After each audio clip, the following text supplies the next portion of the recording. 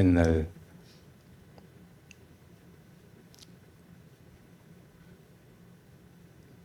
자명초원 선사 제자 중에 양기방회가 있었습니다.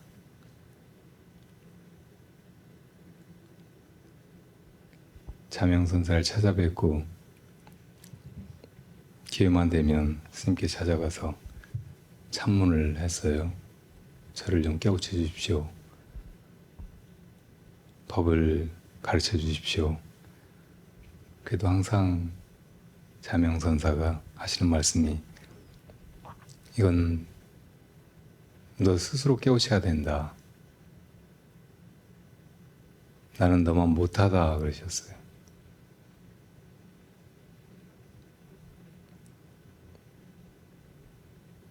그 일이 한두 번이 아니고 아주 여러 번 반복되니까 제자는 좀 조급한 생각이 났습니다. 그래서 어느 날 스승을 모시고 행각을 하는데 길에서 갑자기 스승한테 돌아서면서 스승을 부여잡고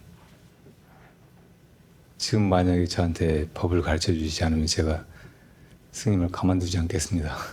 쳐서 쓰러뜨리겠습니다. 그랬어요. 그 스님이 또 너 스스로 깨우쳐야 된다. 나는 너만 못하다. 는 말씀을 하시는데 그때 크게 깨달았어요.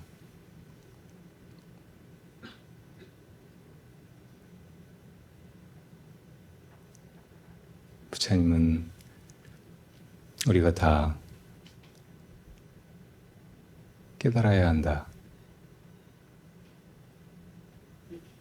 다 깨달을 수 있는 소지, 불성을 지니고 있는데 깨닫지 못해서 무명 가운데서 생사윤회하는 것이고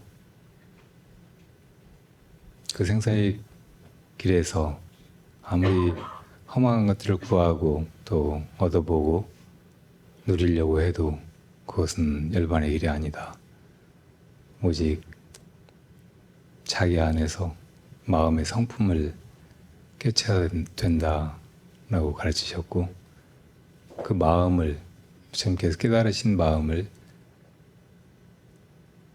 말을 빌지 않고 있는 그대로 드러내보이신 일이 바로 선입니다. 영선회상에서 연꽃을 들어보이신 일.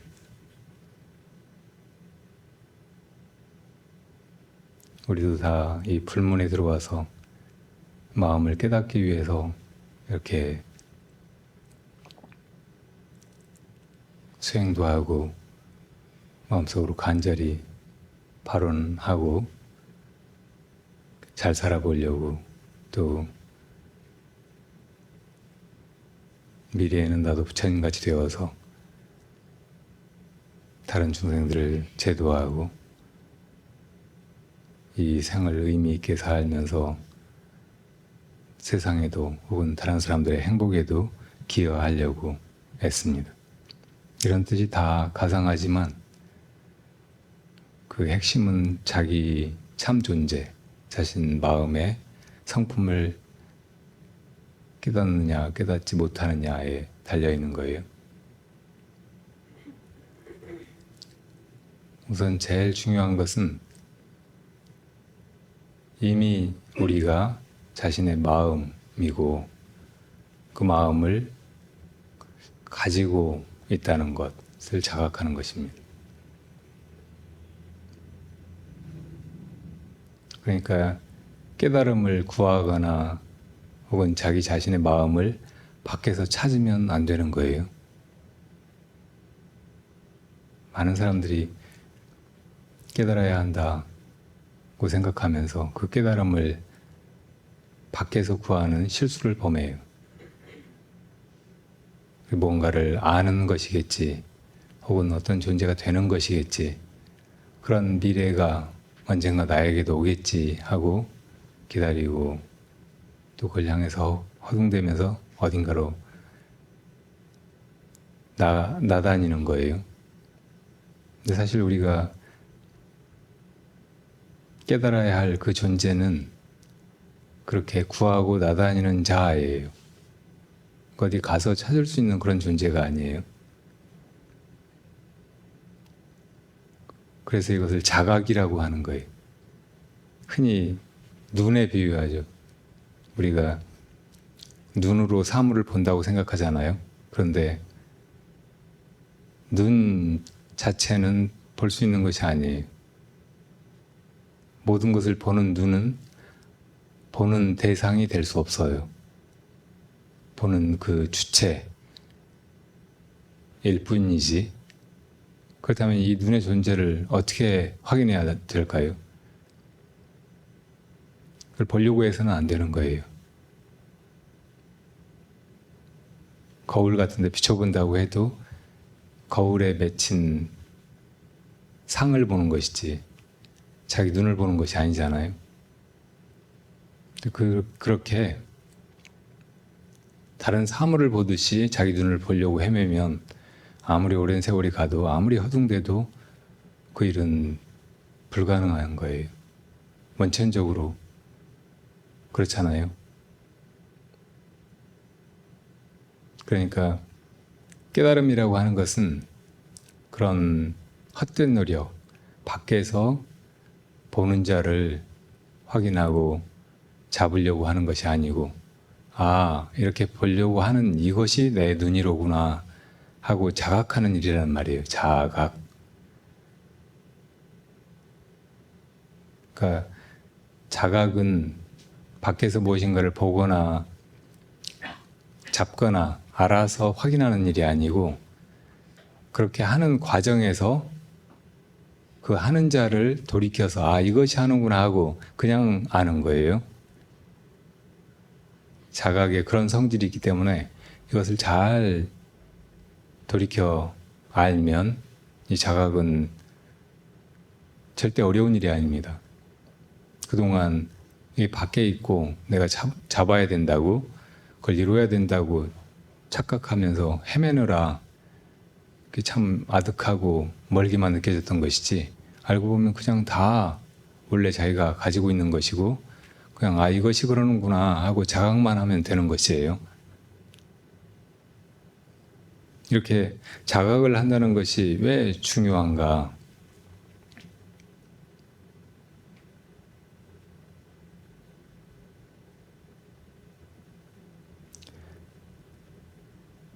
대부분 다 자기 자신이 불완전하고 무상하고 아주 초라한 존재라고 느껴요. 다 이 아상, 자의식을 가지고 있는데 그 자아가 뭔가 부족하고 별 볼 일 없는 존재라고 느끼기 때문에 항상 그 자아를 완전하게 하고 또 지금보다 나은 존재가 되게 하려고 하는 그런 우리 마음속에 근본적인 성향이 있는 거예요.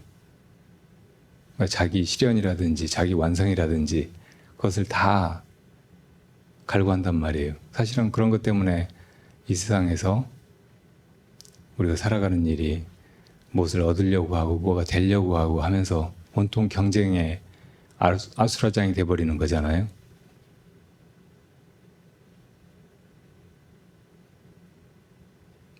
그러니까 이 자아가 자기 스스로를 불완전하다고 느끼면서 그걸 채우려고 하는 거, 자기 만족을 얻으려고 하는 거, 이것이 자기 마음을 밖으로 무엇인가를 구하게 하면서 늘 이렇게 지치게 힘들게 몰아왔던 거예요. 이 마음을 쉬어야 돼요.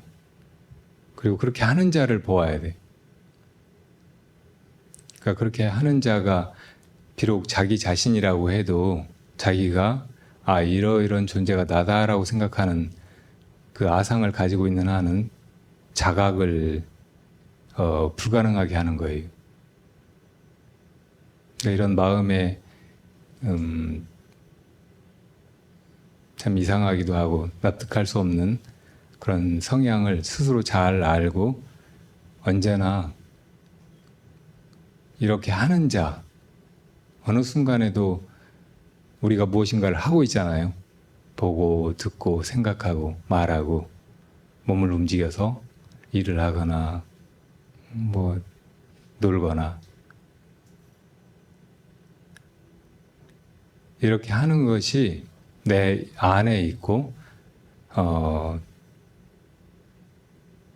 나 자신이 그걸 어떻게 조작하거나 안 하려고 하거나 해도 여전히 그런 일이 벌어지고 있다는 것을 자각하는 거예요.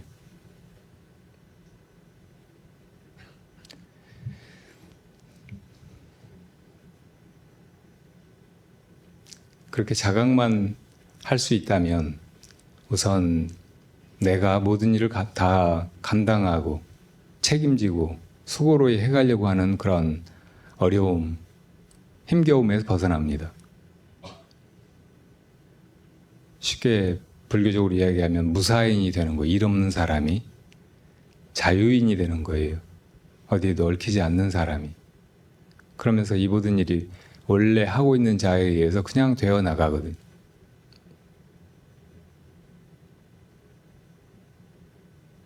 이것을 해탈이나 열반이라고 하는 거죠. 밖에서 무엇인가를 구하거나 혹은 내가 무엇이 되려고 하는 것이 아니라 무엇이 이렇게 하고 있는가 물음으로써 참 자기를 자각하게 되고 그 자각을 통해서 참으로 자유롭고 편안한 언제나 그 자리에 그렇게 온전하게 있는 참 자기가 된다는 말이에요. 이것이 바로 부처님의 가르침입니다. 그 아까 자명 초원 스님에게서 깨달은 양기 방회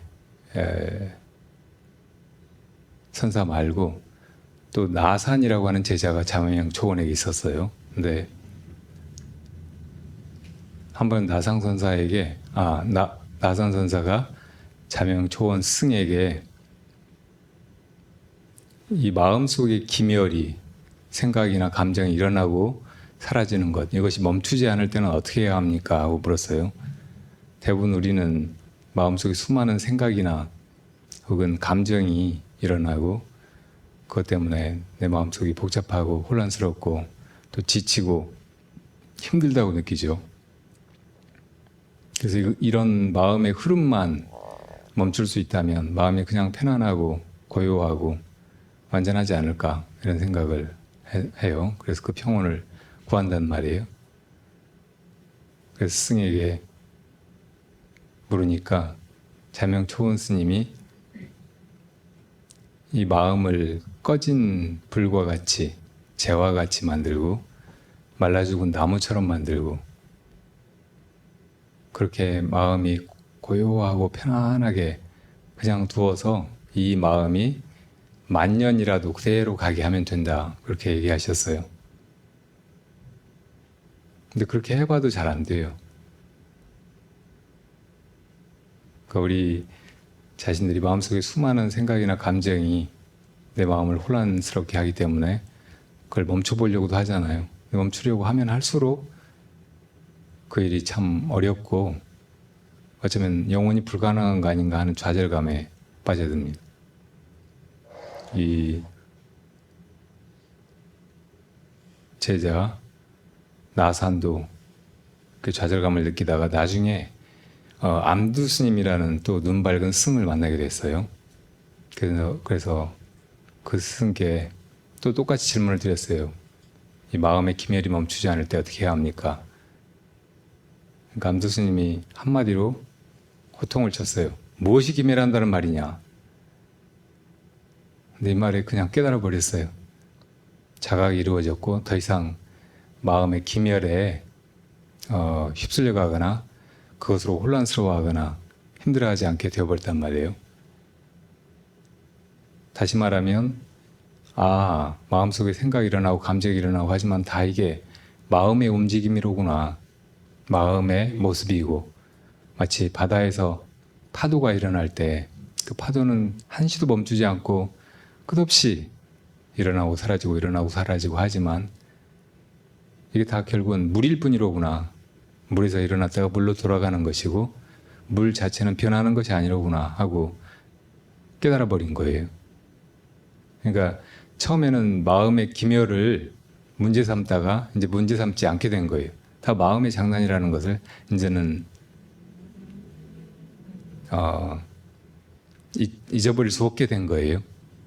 자각이란 그런 것일 뿐이에요.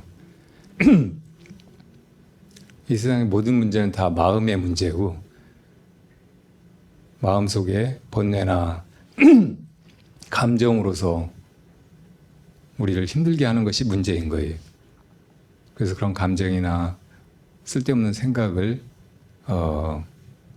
멈추려고들 하는데, 그걸 멈추려고 하기보다는 이게 내 마음의 움직임이로구나, 내 마음에서 일어나는 파도일 뿐이로구나 하고 아는 순간 그것이 더 이상 문제가 되지 않는다는 말이에요. 언제나 여러분도 마음속에 무슨 문제가 있다고 여겨질 때, 혹은 어떤 생각이나 감정을 어쩌지 못해서 괴로울 때, 이게 내 마음의 생각, 내 마음의 감정, 내 마음의 모습에 불과하구나, 이렇게 자각하도록 할 수 있어야 돼요. 그렇게 하려고 이 먹고 하시라는 거죠. 과연 이것이 무엇인가, 무엇이 이렇게 생각을 하고 이런 감정을 일으키고 또 이런 감정을 느끼면서 괴로워하는가, 이렇게 묻는 순간 괴로움에서 벗어나게 되는 거예요. 이건 꿈꿀 때 꿈속에서 막 힘들어하다가 이게 꿈일 뿐이구나, 내가 꿈꾸고 있구나 하고 자각하는 순간 괜찮아지는 거하고 비슷한 일이에요. 각이라고 하는 것이 꿈에서 깨어난다, 그런 의미도 있거든요.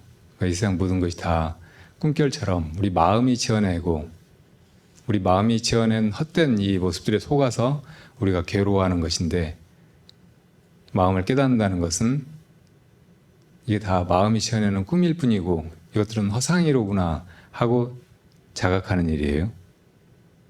그러면서 괜찮아지는 거예요. 이렇게 부처님이 우리 중생을 건지신 일은 다 우리 마음을 자각함으로써 우리 마음이 꾸는 이 꿈의 고통으로부터 중생을 벗어나게 하는 일이에요. 이것뿐입니다. 여러분들 질문 받을게요. 우선 여기 앞에 나와 있는 질문부터 대답을 해드리겠습니다. 라흐마니노프가 질문을 했네요. 유튜브 질문인가 봐요. 불교의 본질은 지혜와 자비라고 법정 스님께서 말씀하셨던 거 기억납니다. 지혜는 일심에서 자기 자신을 지켜보며 반성하며 개선하고 심화시키는 것이라고 하셨고, 자비는 이웃에 대한 사랑의 실천이라고 하셨습니다. 그 외에는 다 허상이라고. 덕현 스님 맞습니까?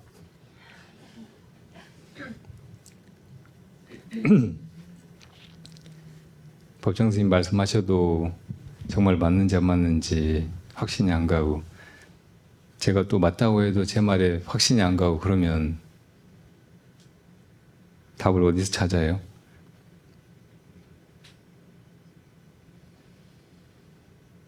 부처님의 말씀은 흔히 법, 진리의 말씀이라고 하는데 그것도 말씀에 불과해요. 어떤 사람들은 믿고 수긍하고 닦아서 정말 그런지 안 그런지 알아보려고 하지만, 안 그런 사람은 그냥 듣고 지나쳐 버려요. 부처님이 우리를 이 삶과 죽음의 괴로움에서 건지시려고 했다고 해도 거기로 벗어나는 길을 가르쳐 주신 것이 부처님의 말씀이라고 하면, 그 말대로 해본다면 바라는 것을 얻겠지만 그렇지 않는다면 의미가 없어요. 이게 맞는 말일까 아닐까 이렇게 헤아려 보고, 맞구나, 맞는 말씀이구나, 좋은 말씀이구나, 진리의 말씀이로구나 하고 만다면 아무 의미가 없다는 말이에요. 그걸 법정 스님이 다시 말씀하셔도 마찬가지고 제가 또 다시 말해도 마찬가지예요. 그러니까 어떤 것이 진리의 말씀인지 아닌지, 이거는 그 진위를 생각해보고 혹은 이성에 비추어서 판단하려고 할 것이 아니고, 정말 그렇게 실천해 봄으로써 스스로 검증하려는 태도를 가져야 돼요. 그러니까 불교의 본질이 지혜와 자비라고 하셨고, 지혜가 일심에서 자기 자신을 지켜보며 반성하고 개선하고 심화시키는 것이라고 법정 스님이 하셨는데, 이것이 맞는 말일까 아닐까 자기 스스로 조사해 봐야 된다는 말이에요. 우선 일심의 존재가 뭘까요? 일심.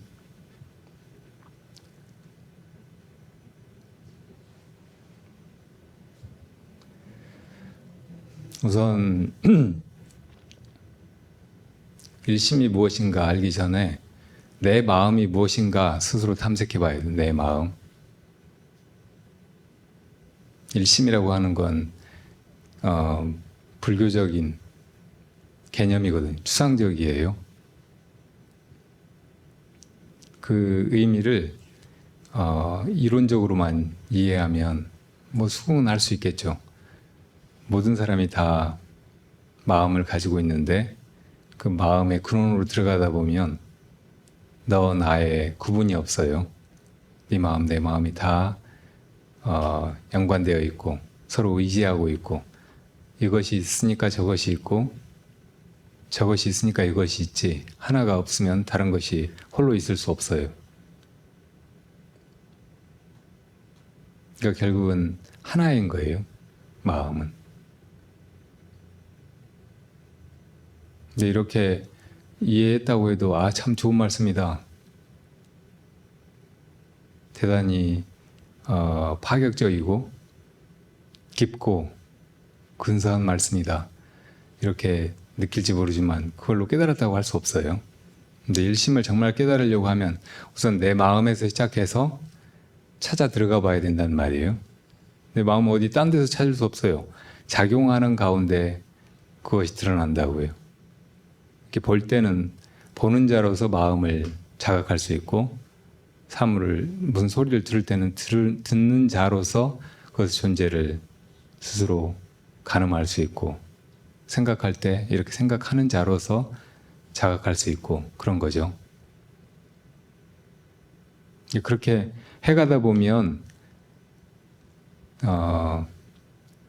그 전에 이것이다 저것이다라고 분별했던 거, 심지어는 나, 남 이렇게 나누어 보던 그래서 다 벗어나게 돼요. 그리고 모든 이름이나 이론, 생각을 다 떠나게 돼요. 그냥 존재 자체에 이르게 되는 거예요. 우리 안에 그 전에 내가 마음이라고 얘기했던 것, 그 실체가 분명하게 드러나면서 그것이 작용하고 있는 이 현상만 존재로서 자각되는 거예요. 그전에 우리가 온통 생각 속에 있었어요. 생각으로 나 생각하고 다른 사람 생각하고 무슨 일 생각하고 이 세상 생각하고 이런저런 일을 다 생각으로 기억하고 미래를 생각으로 꿈꾸고 하면서 온통 그 생각 속의 세계에 혼자 고립되어 있었어요. 다른 사람하고는, 또 대상 세계하고 나하고는 관계없다고 생각하고, 근데 내가 보고 듣고 생각하고 이렇게 하는 이 존재가 무엇인가 이렇게 들어가다 보니까 그런 모든 생각으로 이것저것 구분해보고 분별하고 하던 데서 다 벗어나가지고 그냥 존재 자체가 된단 말이에요.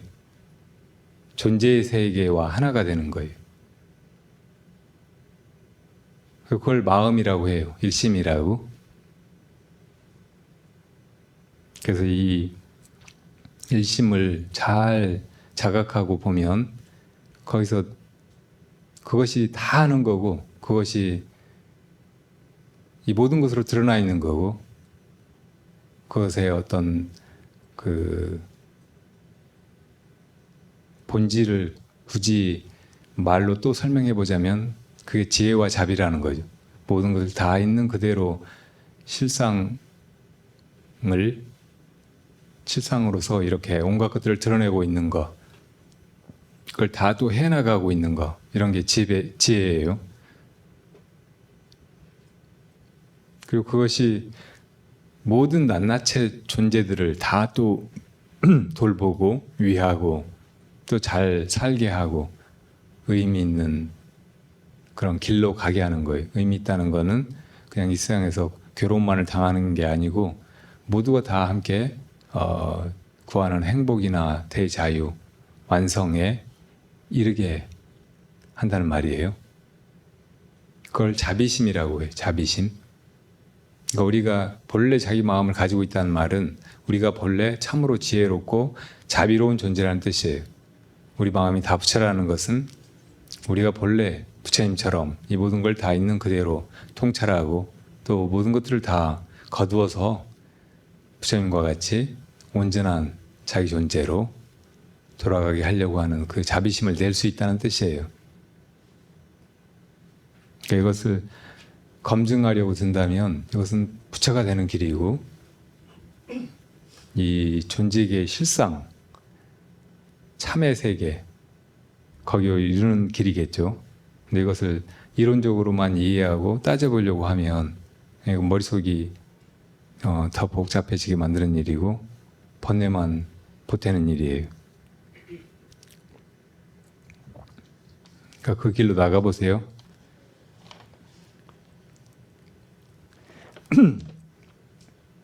다음 질문은 영자보살님 질문인가 봐요. 그날그날 에베레스트를 오르는 부부. 너무 문학적이고 거창한 제목이네요. 다 쓴 실각지를 내려놓다 보니 문득 에베레스트가 떠오릅니다. 우리가 쓰는 보통 실은 40수 이합이라고 하고 길이가 4,000m라고 적혀 있는데 굉장히 기네요. 이게 4,000m나 된단 말이에요? 세상에. 이거 두 개면 에베레스트까지 올라가겠어요? 세상에.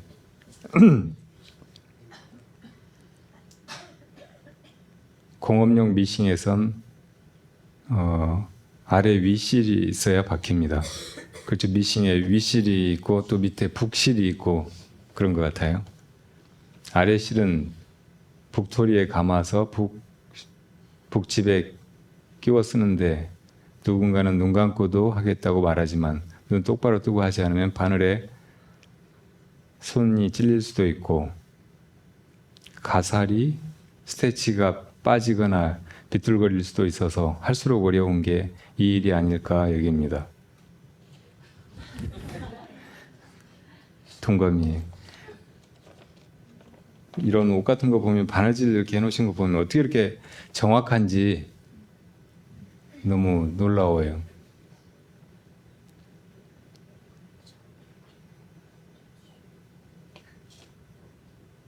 저는 바느질이 삐뚤삐뚤해도 그냥 옷 걸치고 모양만 비슷하고 또 활동하는데 어려움이 없으면은 그냥 잘 된 옷이라고 생각할 것 같은데 정말 좋은 옷은 이 재봉이 아주 똑바르고 하나도 잘못된 데가 없어야 되는가 봐요. 그런 것에 따라서 막 옷 가격이 몇십만 원 차이가 나기도 하고 몇백만 원 차이가 나기도 하고 그러겠죠. 그러니까 그렇게 똑바르게 하기 위해서 얼마나 많이 이렇게 마음을 쓰고 또 숙련돼야 되는지 안 해본 사람 잘 모를 것 같아요. 근데 제가 며칠 전에 바늘에 실 꿰려고 하면 힘들잖아요. 특히 노안이 오면. 근데 그 실 꿰는 작은 도구가 있더라고요. 그런 거 있는 거 아세요? 전 처음 알았어요.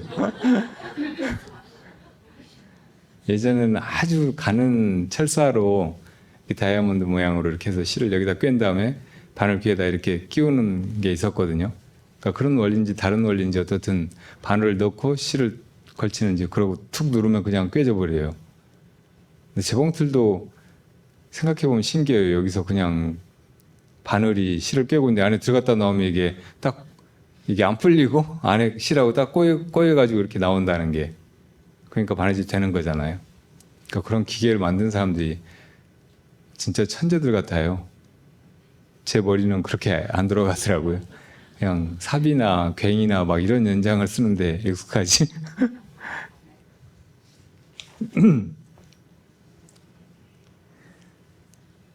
지금까지 만든 옷의 양을 합쳐 놓았다 계산해 보면 수미산 하나는 쌓아 놓았을 것 같기도 하고, 수미산을 너무 쉽게 얘기했나? 진짜 그랬을 것 같아요. 야, 참 이렇게 그동안 박은 실 이걸 하면 에베레스트를 수천 번 올라갔다 내려왔다 하셨겠네요.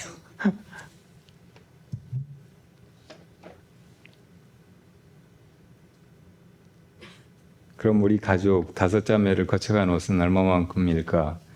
보름 정도 혹은 한 달 후에 물건을 보내게 될 때 흔한 표현으로는 산더미 같다 말하는데, 수미산만큼 일했다 하는 것이 과장일까요? 불연절 보내고 와서 일할 때 남편과 꼭 붙어서 일한 지 30년이 넘어서 갑자기 히말라야 봉우리를 매일 오르는 셰르파와 우리가 뭐가 다른가? 평생에 한 번 밥 먹고 오는 사람은 주인공이 되어 평생 얘기가 되는데, 밥 먹듯 오르는 사람들은 그저 밥벌이일 뿐일까?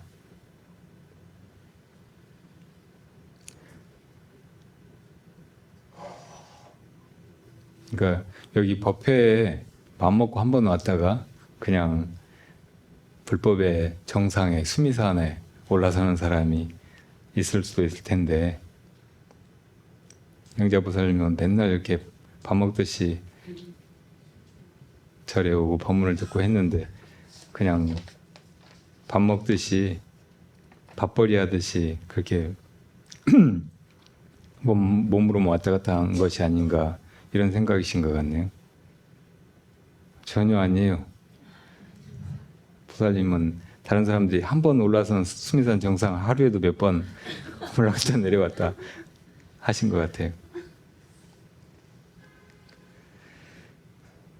하원보살님께서 해주신 한자 본명 사인이 부러웠던 적이 있었습니다.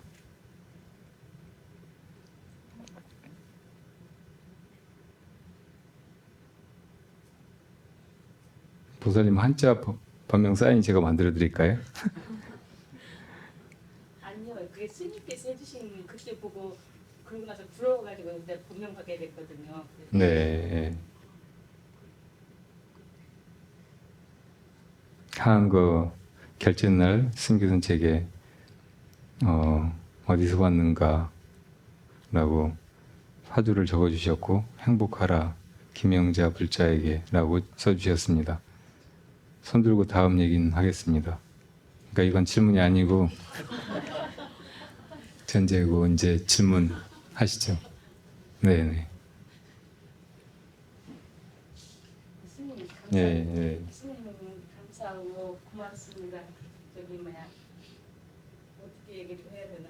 아니 불연절 날요. 네. 등 닫는 거 했잖아요. 네. 근데 가만히 보니까 스님 이제 법문 듣다 보면 저기 뭐야 그 전에로 막 들어가라 그랬잖아요.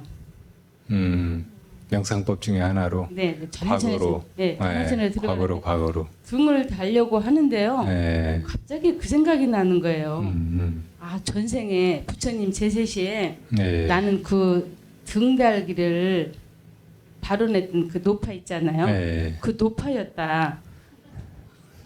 망상도 여러 가지로 하시네. 네네. 근데 좋은 망상이네. 근데 항상 그러면 네. 확신을 하는 게요. 네. 이 제가 지금 머리 숱이 없잖아요. 네. 그때 다 척관해가지고 그거 팔아가지고 등 만드니라고. 지금 이 생에서 이렇게 머리 숱이 없이 네. 이렇게 온 것 같아요. 네. 막 그렇게 생각을 하니까 너무 즐거운 거예요. 네. 그래서 이 등에 꽂히니까 이제 어떻게 하면 좀 다른 분도 좀 더 나처럼 이렇게 좋게 좀 등을 달 수 있을까 막 그 네. 연구만 하게 된 거예요. 네. 네. 그래서 그 빨간 원피스를 입고 갔잖아요. 네. 근데 그랬더니 어떤 분이 그러셔요. 저기 뭐야 인등이라고. 네. 근데 그 말씀도 또 너무 좋은 거예요. 우리 보살님들은 자기가 천재적으로 이렇게 좋게 말씀을 해주시는 게 있어요. 그래서 인등이라고 보니까 붉은 등이니까 이제 내년에는 노란 등도 달고 그 다음에는 초록 등도 달고 이제 다들 이제 같이 이제 이 색색대로 입고 오면 그냥 그대로 등이 될 것 같아요. 그래서 그런 게 너무 좋아서 그런 기회를 만들어 인등이라는 말이 무슨 말이었어요? 등어리 등짝이요. 사람 사람 사람 등이라고. 인등인데 예. 어, 그냥 뭐 그 등이나 이 등이나 사람 등이나 뭐 예, 너무 그게 좋아가지고 이렇게 생각하다 보니까 막 거기 이렇게 푹 빠져서 있다 보니까 네, 일을 하는데 이제 그 불현절 지나고 와서 일을 하는데 이렇게 이제 다 쓴 실각지가 이제 나오게 된 거예요. 갑자기 그 막 네팔 세르파도 떠오르고 우리는 매일같이 이렇게 그만 50년이 다 되게 이 일을 했거든요. 네. 근데 처음으로 든 생각이에요. 네. 에베레스트가 왜 연결이 됐느냐? 실 2개면 8,000m니까 이 세상에 그보다 높은 데는 알고 떠오르는 게 없어서 그 생각이 났어요. 그래서 오늘 너무 좋아서 스님을 만나서 빨리 좋은 소식을 전하고 싶어서 예, 2주를요 아주 그냥 너무 열심히 일하고 왔어요. 스님 뵈려고요. 예. 이 말씀 드리려고요. 부산말고 감사합니다. 정말 화나시고, 네. 행설수설인데 그냥 네네, 부사님 말씀이 종횡무진으로 자유자재한 말씀이고 대단히 문학적이고 그래서 우리 저 청년부 회장 휴원보살님 아니면 보살님 말을 잘 따라가기 힘들 것 같아요. 인등이라는 말이 항상 켜놓는 등, 다른 말로 장명등이라고 하거든요.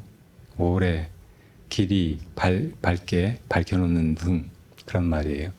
이 한자로는 끌 인자를 써요. 끌 인자. 그냥 켰다가 꺼버리는 게 아니고 쭉 이렇게 켜놓는 등, 그런 뜻이에요. 그래서 이제 인등절에 접수받아가지고 360을 계속 이렇게 그런 발언이 이어지게 켜놓는 거죠. 근데 그 의미도 꺼지지 않는 등불, 부처님 당시에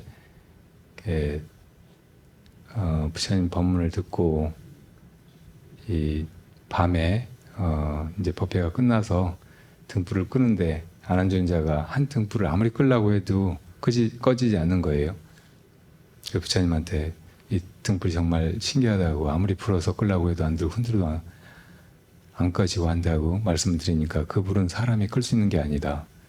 그 불은 저 노파의 신심으로 켜진 불이다. 저 노파는 부처님께 뭐라도 공양 올리고 싶은데 가진 것이 없어서 오늘 머리카락을 잘라서 팔고 그 돈으로 기름이랑 등을 사가지고 와서 이렇게 켠 것이다. 지금 이런 신심 때문에 저 노파는 다음 생에, 다음 머나먼 미래에 이렇게 성불해서 부처님이 될 것이다. 이렇게 수기를 하셨어요. 그러니까 석가모니 부처님이 과거 연등 부처님께 꽃 7송이를 공양 올리고 또 부처님 법석에 올라가시는데 그 도중에 물 웅덩이를 밟고 가시게 돼 있으니까 거기다가 옷을 벗어서 깔고 또 땅이 다 닿히지 않으니까 머리카락을 풀어 헤쳐서 부처님이 밟고 지나가시게 하셨던 일 아시죠? 그때 연등 부처님에게서 받았던 수기가 네가 다음 세상에 성불해서 이름을 사가모니라고 할 것이다 라고 하셨던 거거든요. 그러니까 꼭 그와 비슷한 그런 수기를 이 가난한 노파에게 부처님이 하셨던 거예요. 근데 보살님이 그 노파였대요.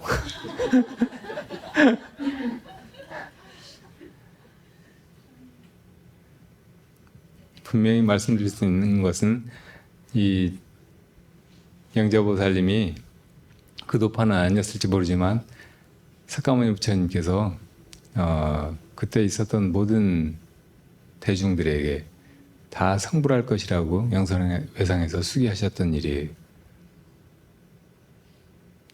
그 말은 우리 모든 중생이 이렇게 생사 속에서 헤매고 갈 길 몰라서 허덕이고 한다고 해도 결국에 다 성불의 길로 가고 있다는 의미예요. 우리가 반드시 언젠가는 성불하게 되고 이 생사의 괴로움에서 벗어날 뿐더러 다른 중생을 다 또 눈 띄우고 잘 이끌어서 그 L반에 함께 나아가게 할 수 있는 그런 부처가 된다는 뜻이라고요. 그 영자보살님이 그런 성불의 길로 저 에베레스트에 오르는 길로 가고 있다는 거, 이것은 아주 분명한 말씀입니다. 부처님의 말씀이고, 또 우리가 그것을 온전히 믿고 또 흔들림 없이 그런 길로 나아가야 돼요. 그냥 이렇게 살아도 결국 성불한다고 하는데 뭐가 걱정해. 이제 이렇게 살아도 저렇게 살아도 그냥 가진다고 하니까 할 게 별로 없구나, 이렇게 마음을 게으르게 가지면 안 되겠죠. 길이 분명해졌을 때는 뚜벅뚜벅 나아가는 것만이 남아있고, 그 나아가는 길에 게으름이 없어야 합니다. 이걸 정진이라고 해요. 우선 길을 분명히 아는 거, 이게 제일 중요한 일이고, 그렇게 바르게 안 다음에는 그 길을 실제로 멈추지 않고 끝까지 가는 것이 중요해요. 한번 어떤 왕이, 빈비사라 왕이었던가, 부처님께 와서 부처님의 제자들이 이렇게 많이 부처님의 법을 듣고 수행을 하고 하는데 수행하는 사람들이 다 열반에 이릅니까? 하고 여쭈었어요. 그러니까 부처님께서 대왕은 나지기로 가는 길을 잘 알고 있습니까? 예, 잘 알고 있습니다. 그럼 누가 그 길을 물으면 잘 가르쳐 줍니까? 물론 잘 가르쳐 주겠죠. 그러면 그 이야기를 들은 사람들이 다 라지길에 당도합니까? 하니까 그렇지는 않습니다. 그 말을 듣고도 그 길을 잘 알았다고 해도 가다가 딴마음이 나서 다른 길로 가버리는 사람, 또 중간에 포기하고 마는 사람, 혹은 뭐 어쩌다가 더 이상 길을 갈 수 없게 된 사람은 이러지 못합니다. 그러니까 예래가 가르치는 열반의 길도 그러합니다. 내 길은 분명히 열반에 이르는 길이고 사람들이 원하면 다 그 길을 가르쳐 주지만 그 길을 끝까지 잘 나아가야만 목적지에 이르는 것이지, 도중에 멈추면 혹은 딴 길로 가버리면 이르지 못합니다. 이렇게 말씀하셨어요. 그러니까 우리가 살아가는 것은 우선 이 길이 열반에 이르는 길이다, 혹은 성불의 길이다라고 잘 아는 것이 중요합니다. 우리 삶의 목적지가 무엇인지를 분명히 믿고 그걸 잘 깨달아서 이제 더 이상 의심이 없어야 된다는 말이에요. 그 다음에는 그 길로 멈추지 않고 나아가야 돼요. 정진해 가야 된다는 말씀이죠. 그러면 다 이르게 되는 거예요. 이건 정말 믿어야만 하고 한 번도 회의를 가지거나 의심할 수 없는 것이에요. 우리 영자보살님의 성불을 다 같이 축원합니다. 또 여러분 자신의 성불도, 또 이 세상 모든 생명들의 성불도, 또 지금 있는 중생들뿐만 아니고 이 세상에 올 미래의 모든 중생들의 성불도 이렇게 발언하시기 바랍니다.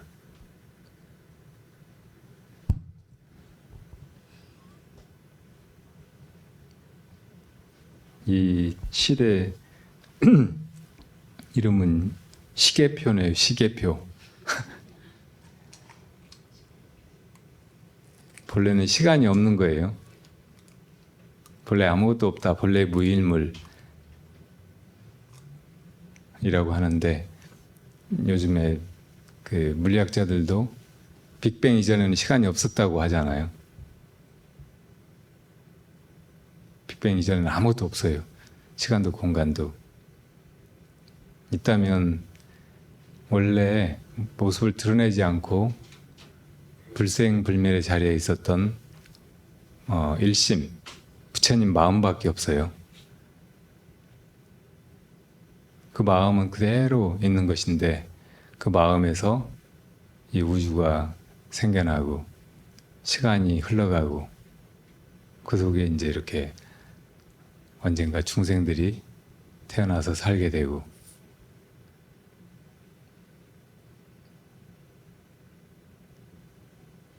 그러니까 우리가 이 생사의 괴로움에서, 이 유한성에서 벗어나는 길은 빅뱅 이전으로 돌아가는 거예요. 시간 없는 곳으로 가는 거예요. 시계는 이 시간을 재기 위해서, 지금 몇 시인가를 알기 위해서 만든 거죠. 근데 물리학자들이 사람 마음속의 상태에 따라서, 혹은 이 몸을 가지고 가만히 있느냐 움직이고 있느냐에 따라서 시간이 달라진다고 해요. 아주 빠르게 날아가는 우주선에서 경험하는 시간은 이렇게 가만히 우리가 있다고 생각하는 이 지구상의 시간보다 훨씬 빠른가? 느린가? 어쨌든 달라요. 네. 그러니까 이 시간이 절대적으로 객관적으로 존재하는 것이 아니고 우리 존재와 연결되어서 존재하고, 혹은 심리적으로 존재한다는 말이에요. 그러니까 시간의 노예가 되어서 시간 속에서 뭔가를 해보려고 하는 일은 참 어렵고, 또 이루어도 무상하고 한 것이지만, 시간을 벗어나려고 하는 노력, 시간 속에서 이루어지는 모든 것들이 다 더덥고 수고로운 것이기 때문에 거기서 벗어나서 근원에 편안한 자리에 이르려고 하는 일, 이것은 어떻게 보면 시간의 주인이 되는 일이고 시간에서 자유로워지는 일이라고 할 수 있어요. 이 세상에서 우리가 여기저기로 다니면서 살고 여러 가지 운송수단에 의지해서 바쁘게 오락가락 하는데, 그렇게 하는 일들이 참 피곤하고 끝이 없잖아요. 그런데 정말 고요한 자리는, 움직임 없는 그 자리는 이미 우리 안에 있어요. 그건 시간으로부터 자유로워요. 과거, 현재, 미래에서 자유로이 언제나 그 자리에 편안히 있는 거예요.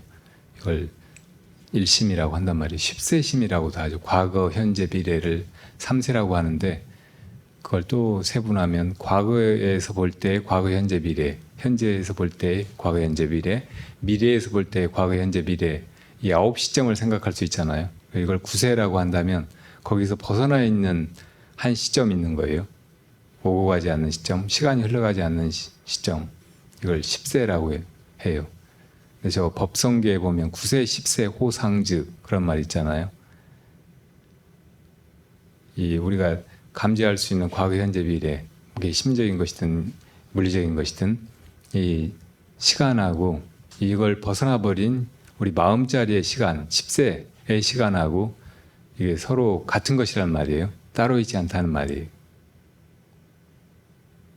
이걸 이제 뭐 선의 이치로 설명하자면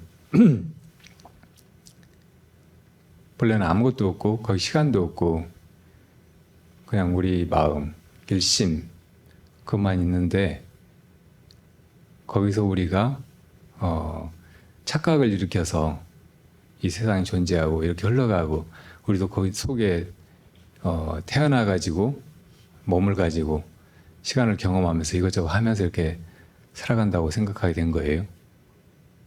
근데 본래 정말 존재하는 것은 아무것도 없는 그 자기 마음, 본래 무일물의 일심, 10세심밖에 없어요. 근데 그것이 다시 이 눈을 떠서 세상을 보고 이 몸뚱이를 가지고 세상을 살아가면서 시간을 경험하는 거기 때문에, 거기서 이것이 나온 거고, 이것을 본질을 잘 보면 이것이 바로 자기 마음일 뿐인 거예요. 그러니까 우리가 이렇게 마음으로, 내 마음으로, 혹은 이 세상을 살아가는 마음으로 김아무개, 이아무개 하는 이 사람의 마음을 가지고 이렇게 경험하는 것들, 이것이 구세의 마음이라고 하면, 이것들이 다 그 이전에 자기 마음, 본심, 일심 혹은 십세심에서 나온 거예요. 그러니까 이게 다른 것이 아니에요.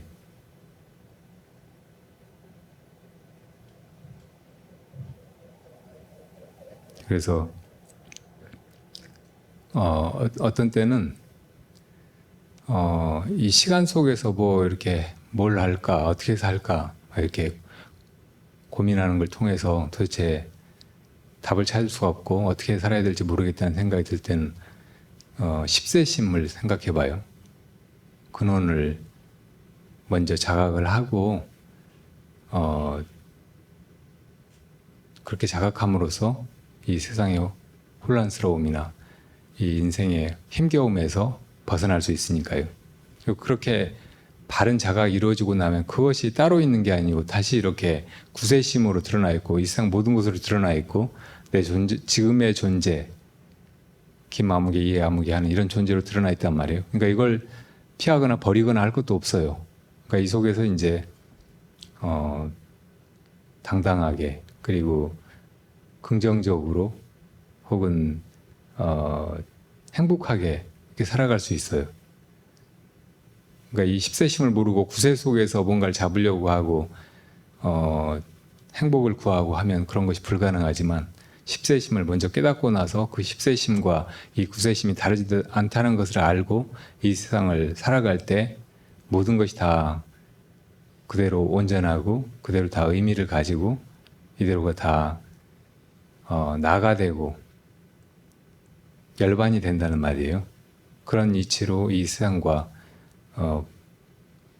불법이 꿰어져 있습니다.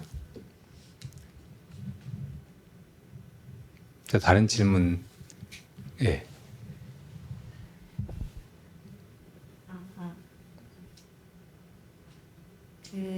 우리 곁에 계시는 부처님은 저희를 심판하시지 않으시잖아요.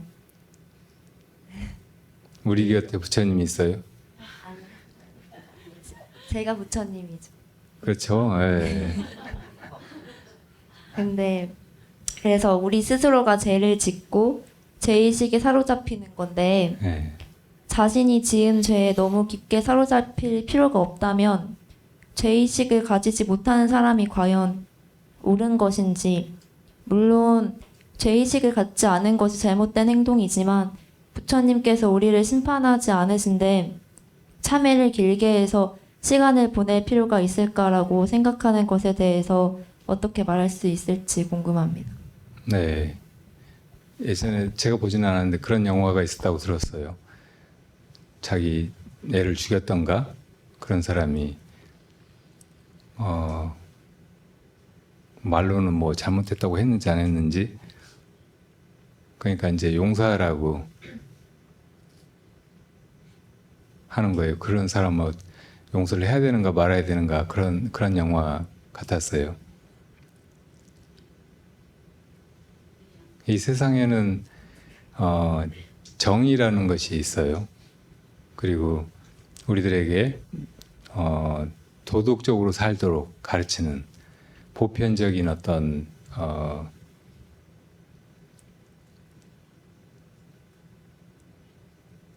규범 혹은 도덕 뭐 이런 것이 있죠. 그리고 우리 마음속에도 항상 이것이 옳은가 그른가 선한 일인가 그렇지 않은가 하는 분별이 있어요. 그런데 그런 이 세상에 정의의 잣대가 있고 우리 마음속에 그런 선악을 분별할 수 있는 기준이 있기 때문에 그나마 이 세상이 이것보다 더 처참해지지 않고 그럭저럭 굴러가는 점을 인정하지 않을 수 없어요. 그 만약에 정말 사람들 마음속에 선의가 넘치고 이 세상에 도덕이 다 살아서 모든 일이 정의롭게 이루어지고 한다면 뭐 더 바랄 나위 없이 좋겠죠. 근데 실제 세계는 이게 완전하지 않잖아요. 반푼이도 안 돼요. 모든 일이 너무 부당하고 온통 사람들이 다 선을 벗어나서 아무렇게나 그냥 살아가면서 다른 사람들한테 피해를 끼치고 하기 때문에 세상 살기가 훨씬 고통스럽고 힘들죠. 그래서 세상을 고쳐야 된다. 혹은 법이나 제도 이런 거를 완전하게 만들어서 사람들이 다 거기 맞게 살아감으로써 세상의 혼란을 줄이고 세상을 정의롭게 혹은 이상적으로 이렇게 만들어야 된다. 이런 생각들을 우리가 하면서 살죠. 근데 역사 속에 수천 년의 실험이 이런 우리들의 이상이 결코 구현되기는 어렵다 하는 좌절감에 빠지게 해요. 대부분 우리 속에는 또 그런 좌절감이 있다고요. 세상이 이러다 마는 거지 이게 정말 좋은 때가 올까 이런 회의가 있어요. 수없이 많은 사상이나 이데올로기 혹은 종교가 이 세상에 그런 좋은 세상이 올 것이다. 혹은 우리가 그걸 만들어갈 수 있다라고 주장했지만 솔직히 우리 마음속에 냉정하게 물어보면 안 그럴 것 같아. 이게 답이잖아요. 근데 그런 어떤 이데올로기라든지 이상주의 말고 이 종교 영역에서 특히 이제 불교 같은 수행 종교적인 그런 전통에서 그런 이상향이나 혹은 이상적인 우리 존재가 가능했다는, 내가 거기 이르렀다는 그런 증험들이 굉장히 많아요. 가장 대표적인 게 부처님이잖아요. 이 세상의 모든 고통을 다 벗어난 열반을 내가 얻었다. 그걸 내 구했었는데 얻어야 될 걸 얻었고, 나는 거기 이르는 장애나 방해꾼들을 다 물리치고 다 이겼고, 마침내 내가 거기 이르렀다고 선언하셨단 말이에요. 당신 혼자 그랬으면 뭐 거짓말일 수도 있겠구나 이렇게 생각할지 모르지만, 그 말씀을 듣고 또 그런 길로 가본 수많은 제자들이 맞다고 또 말씀하셨어요. 그런데 거기 이르러 본 많은 분들이 공통적으로 하는 얘기가, 이 세상에서 옳고 그름을 따지는 거 혹은 정의롭다, 부당하다 이렇게 따지는 거, 이런 것을 그쳐야 그 내면의 완전한 세계, 거기로 돌아간다고 말씀하셨어요. 그러니까 아까 9세, 10세 이런 얘기로 다시 연결시켜 보자면, 이 세상에는 어느 시간 속에서 사람들이 다 태평스러워하는 그런 태평성대 같은 것은 오지 않지만, 이 세상 이전 우리 마음, 여기에 우리가 구하던 가장 이상적인 완성된 그런 존재가 있다는 거예요. 열반이. 그리고 거기로 가려면 이 세상에서 옳다 그르다 좋다 나쁘다 하고 분별하던 것을 멈춰야 된다는 거예요. 다시 마음으로 얘기해 보자면, 마음 속에서 이건 선이다 악이다 옳다 그르다 이렇게 분별하는데, 그런 분별만 하고 있어서는 그 마음의 근본 자리로 돌아갈 수 없다는 거예요. 그걸 쉬어야 마음의 원래 자리로 이루는 것이지, 원래 자기 마음을 자각하는 것이지, 그런 선악 시비 분별의 마음으로 이것이 옳다 그르다 이렇게 따지고만 있어서는 아무리 옳은 것을 다 긁어모으고 그걸 사람들한테 주장한다고 해도 그게 진리는 될 수 없다는 거예요. 그러니까 쉽게 이제 그런 예를 들어보자면, 6조 해능 스님이 5조 스님에게서 깨달음을 얻어가지고 5조 스님 밑에서 법을 깨달아가지고 6조가 되려고 하는 많은 제자들이 다 시기하고 그럴 것 같으니까 6조 해능을 남쪽으로 피신시키잖아요. 가사바루를 가지고 몰래 떠나게 한다고. 근데 용감한 장군 출신의 해명이라고 하는 제자가 말을 잡아타고 쫓아가요. 가사랑 바루랑 뺏으려고. 그러니까 쫓아오는 걸 보고 6조 해능이 가사바루를 바위에다 올려놓고 그냥 가져가 보라고 한다고. 근데 가서 들려고 하니까 이게 틀리지를 않아요. 그러니까 부처님의 법이 마가사부에게 전해지고 또 아난존자에게 전해지고 상나와 수바국다 이렇게 쭉 전해져서 보리달마가 가지고 동쪽으로 오신 것, 그것을 육조 스님이 전해받아 가지고 지금 가는 중이잖아요. 근데 지금 가사 바루는 그것을 상징하는 것이지 그 징표로 준 것이지 진짜 그 법이 아니잖아요. 근데 그거를 가사 바루만 가져가면 자기가 육조가 될 것처럼 생각하는 게 이게 중생의 어리석은 분별이잖아요. 그러니까 그런 마음에 빠져 있다는 것을 알고 육조 스님이 그걸 이제 들려고 하니까 안 들리니까 너무 당황했어요. 속에서 참여하는 마음이, 부끄러운 마음이, 자신의 어리석은 마음이 느껴진 거예요. 그걸 보고 육조 현행 스님이 선도 악도 지금 생각하지 말아라. 이것이 선한 일이다, 악한 일이다. 내가 참 어리석었구나, 뭐 잘못했구나 이런 생각 하지 말라는 거예요. 이런 생각 하나도 하지 않을 때 무엇이 그대의 마음인가? 본래 면목인가? 이렇게 물었단 말이에요. 그 질문 끝에 그냥 그 해명 장군이 깨달아 버렸어요. 그러니까 그렇게 누구라도 이 세상에서의 정의, 선, 막 이것만 주장하고 그것을 구현하기 위해서 이렇게 살아가면 이게 사람들에게 도움이 되겠지. 그렇게 하다 보면 이상향이나 태평성대가 오겠지. 이렇게만 해가면 그건 다 실패한다는 말이에요. 그렇지만은 그런 선악 시비의 마음을 내려놓고 근본 자리로, 마음의 근본 자리로 돌아간 사람은 그걸 얻어요. 정말로. 자기가 증험을 한다고요. 그걸 다른 사람들한테도 또 일깨워줄 수 있어요. 그렇게만 나, 너, 수많은 사람이 다 그 열반에 함께 나아가는 것이지 이 세상을 그런 세상으로 만들어가지고 누구든지 그 세상에 태어나기만 하면 다 행복하고 영원히 행복하고 그렇게 만들 수는 없다는 말이에요. 그러니까 이렇게 자기 마음을 자각하는 일, 이 세상의 모습을 다르게 바꿔서 우리를 행복하게 하는 대신 그런 선악 시비를 떠나서 자기 본래 마음을 자각하게 하는 그 길만이 유일하게 우리가 다 함께 열반으로 나아갈 수 있는 길이에요. 그러니까 그렇게 이제 근본 마음으로 돌아가게 하기 위해서 선악 시비의 마음을 내려놓으라는 거예요. 이게 다른 말로 하면 참회라고도 할 수 있어요. 진정한 참회. 아까 그 해명장군도 내가 잘못했구나 하고 그걸 참회할 마음이 일어났잖아요. 근데 그렇게 이제 참회하는 마음은 자책감이거나 혹은 죄의식이지 참회가 온전히 일어난 게 아니에요. 그 이전의 마음으로 들어갈 때 참회가 되는 거예요. 그냥 그런 선악 시비도 없는 마음으로 들어갈 때 그때 정말 마음이 깨끗해지는 거예요. 죄의식으로부터 자유로워지고 그리고 정말 홀가분하고 행복하게 되는 거예요.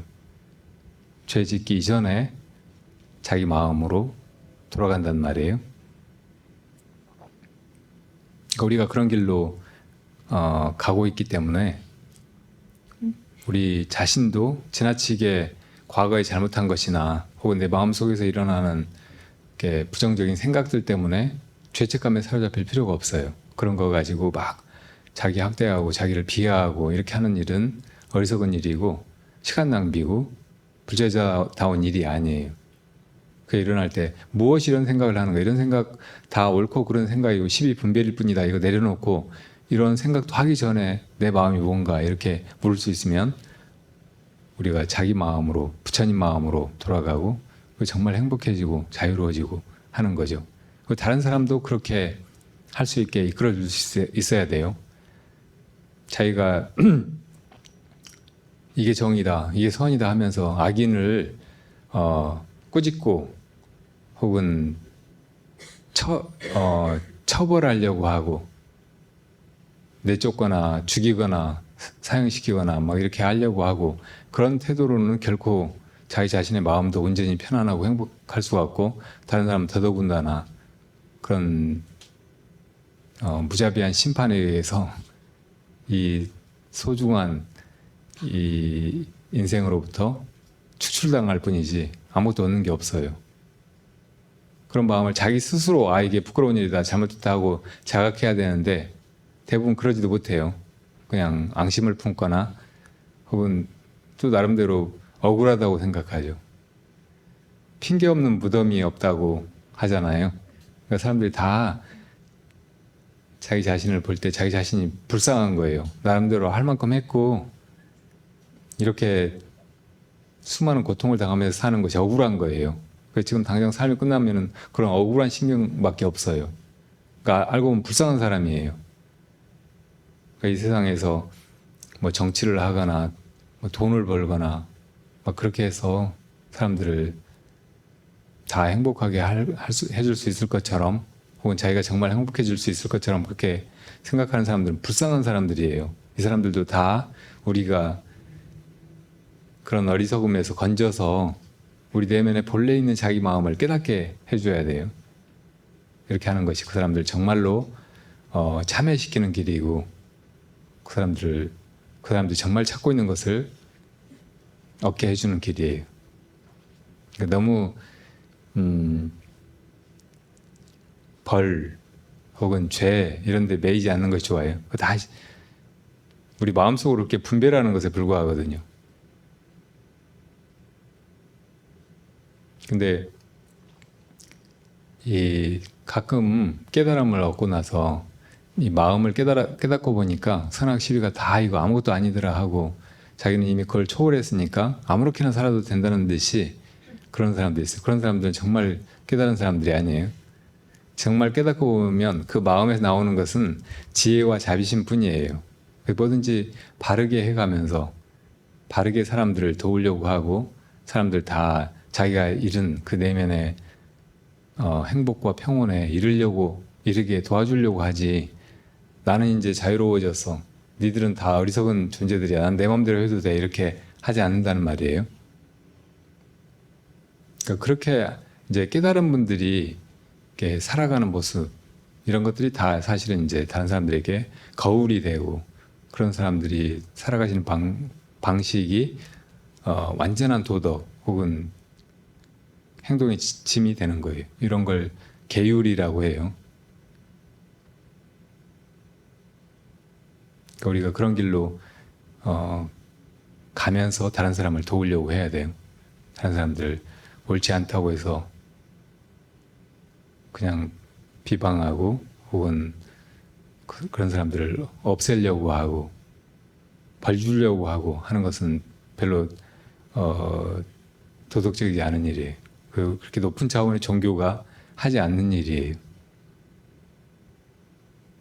선악으로 세상을 가르고 그런 선악 속에서 신은 선의 편이고 그런 선을 집행하는 사람이고 그래서 사람들을 선한가 안 선한가 살아보게 하고 안 선한 사람들 다 잡아다가 지옥불에 던져버리고 그렇게 세상을 심판한다고 말하는 그런 종교들은 대단히 사실은 유치한 거예요.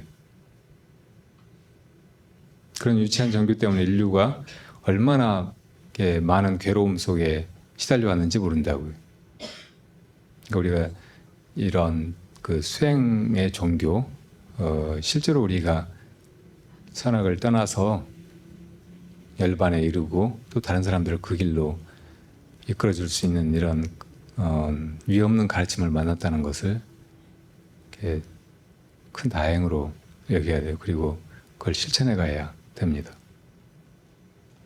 또 질문 있어요? 네.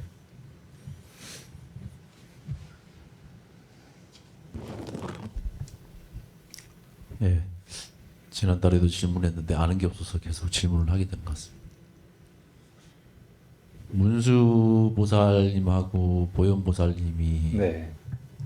다르지 않다라는 생각. 그런 생각을 뭐하러 하셨어요? 저는 개인적으로 문수보살님 좋다라고 느끼는 것 네. 같아서 아무래도 부족함이 많은 것 같습니다. 이 사람이 어느 날 오대산에 가서 문수보살님을 뵈려고 꼭대기에 올라갔는데 안개가 자욱하게 펴져 있어서 오늘은 문수보살님을 만나기 어렵겠구나 했는데 저기에서 터벅터벅하고 찻잔을 들고 문수보살님이 오시는 겁니다. 그런데 제가 어떻게 알겠어요? 문수보살님이 형상이 있지도 않은데 아, 문수보살님이 오시는구나 그렇게만 알았습니다. 앉아서 차를 한 잔 이렇게 주시는데, 그래서 차를 마시고 있는데 아까 봤던 그 자욱한 안개가 알고 보니까 미세먼지, 초미세먼지였던 거예요. 중국에서 불어온. 지금 실화를 얘기하시는 거예요? 아니면 소설 같은 얘기를 하시는 거예요? 저도 실화인지 소설인지 잘 모르겠습니다. 아무튼 그렇게 오대산 꼭대기에서 문수보살님을 뵀는데 자욱한 안개가 멋진 그 동양화 한폭인 줄 알았더니 미세먼지, 초미세먼지였던 거예요. 게다가 중국에서 불어오는 황사까지 겹쳐 있는 거예요. 그래서 찻잔 속에 이렇게 먼지가 있는 걸 보고 문수보살님한테 묘회께서 보시기에는 이 지금 먼지가 자욱한 것 같은데 일미진중 함시방이라, 하나의 먼지 속에는 시방세가 다 들어있다고 했습니다. 그러면 이 미세먼지 속에 시방세계가 가득한데 그 시방세계는 다 부처님으로, 부처님 세계로 장엄되어 있습니다. 그 미세먼지 하나하나에 다 들어가 계신 부처님들이 얼마나 많으십니까? 아, 그러면 여기 안에 들어있는 부처님들은 말썽쟁이 부처님입니까? 하고 제가 묘에 이렇게 여쭤봤더니 아, 미세먼지 속에 부처님들이 다 한 분 한 분 다 계십니다. 이렇게 말씀하시다. 그래서 아, 이 사람이 문수보살이 아니고 마군인가? 이렇게 들었습니다. 이 마군인가 문수보살인가? 미세먼지 속에 부처님이 들어 계시다니, 미세먼지 속에 부처님이 계시다면은 중생을 괴롭히는 것인데 자비의 화신인 부처님께서 그 미세먼지 속에 어떻게 들어가 계신가? 일미진중 함시방이라고 했지만 그거 다 뻥이다. 이 속에는 부처님이 안 계시다. 그래서 마군이야 물러가라라고 했습니다. 그랬더니 저를 번치마치 하고 가시더라고요. 이게 마군일까요? 문수보살님일까요? 영자보살님, 영자보살님보다 더한 분이 나타났네.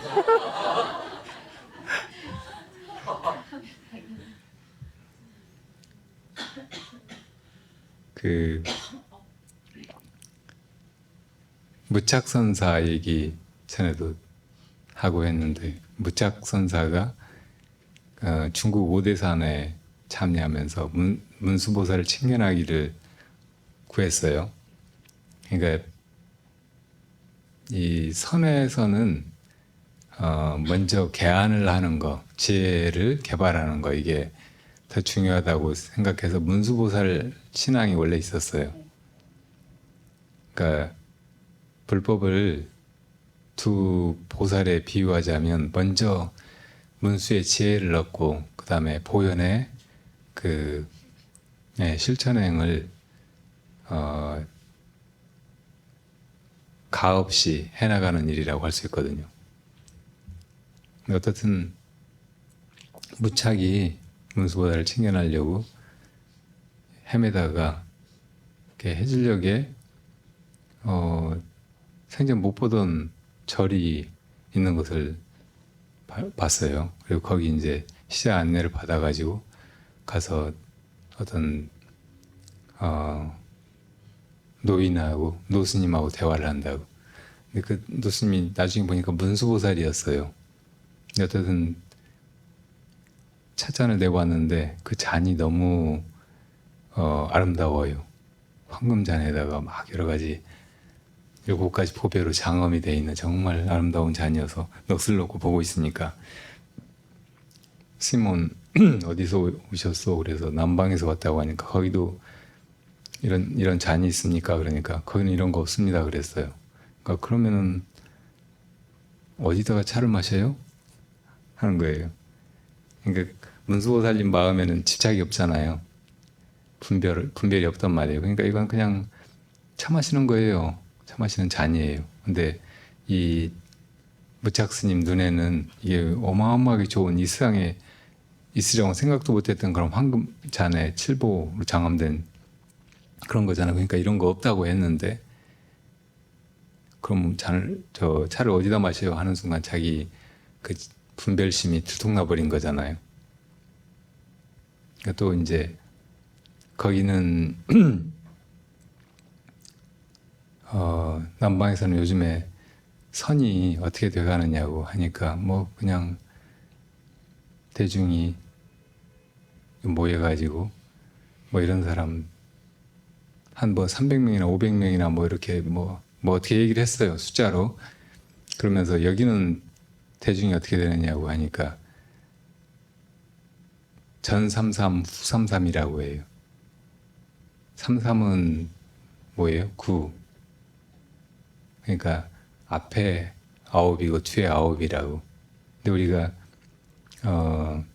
9라고 하는 숫자는 이렇게 무한을 얘기하는 경우가 많잖아요. 그러니까 앞에도 무한한 중생들이 성부를 향해서 앞서 나가고 뒤에도 또 무한한 중생들이 그 길로 따라오고 있다, 이런 말씀이죠. 근데 그 말을 분별히만 의해서 알아보려고 했던 무착은 전혀 알 수가 없었어요.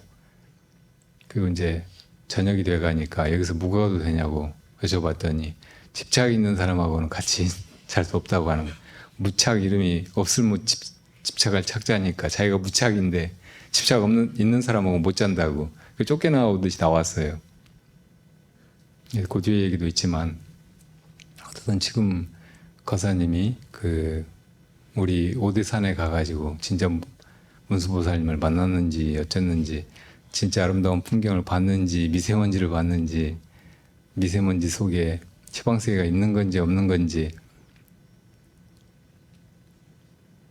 이걸 분별하기로 하면 거사님 이상한 사람이 되고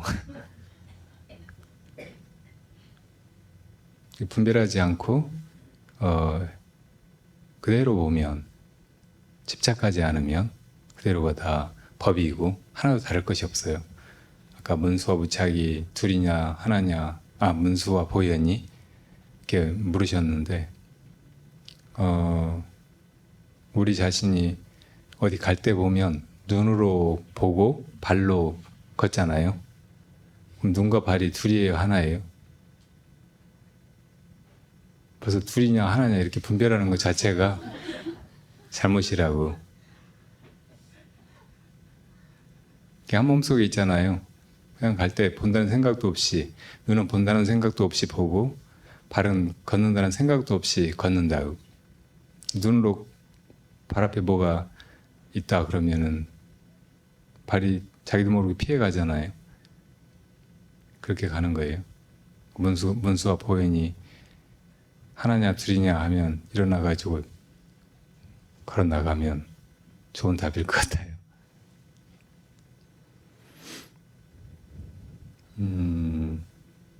석가모니 부처님의 좌보처 우보처가 누구예요?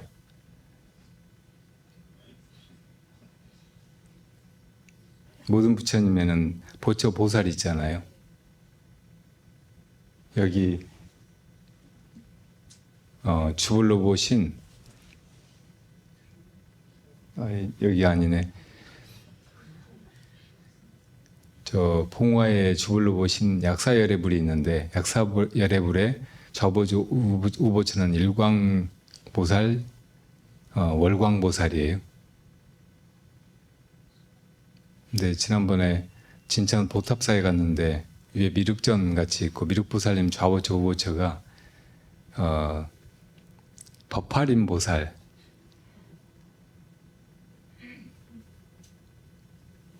우보처가 누구였는지 기억나세요? 어쨌든 좌보처 보살님이 법화림 보살이더라고요. 네, 있더라고요. 저도 몰랐어요. 여기 연꽃을 보관에 연꽃을 모시고 있더라고요.